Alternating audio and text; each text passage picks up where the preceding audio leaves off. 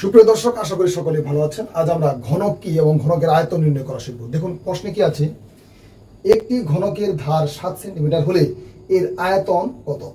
এখানে ছোট করে একটি ঘনক দেওয়া আছে, আমি একটু বড় করে আঁকিয়ে দেখুন, আপনারা তাহলে বুঝতে পারবেন।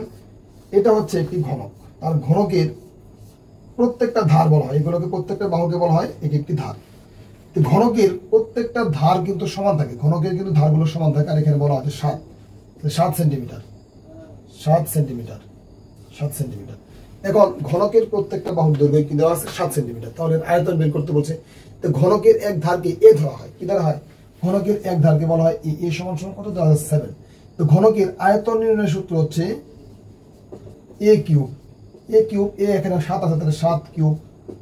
7 কিউব মানে কি? 7 কিউব মানে হচ্ছে 7 ইন্টু 7 ইন্টু 7, অর্থাৎ 7 7 49 এবং 7 49 হবে কত হবে? 343 এত সিএম কিউব, অর্থাৎ ঘন সেন্টিমিটার।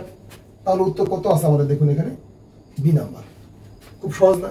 এভাবে সূত্রের মাধ্যমে যদি আমরা অঙ্কগুলো করে থাকি তাহলে খুবই সহজ মনে হবে। দেখুন এটি যদি বোঝা থাকেন তাহলে দেখেন এখানে একটি প্রশ্ন আছে, সেই প্রশ্নের উত্তর কত হবে তা আমার কমেন্ট বক্সে ঝটপট জানান। ভিডিওটি ভালো লাগলে লাইক, কমেন্ট, শেয়ার করতে পারেন। সকলকে অসংখ্য ধন্যবাদ, ভালো থাকবেন।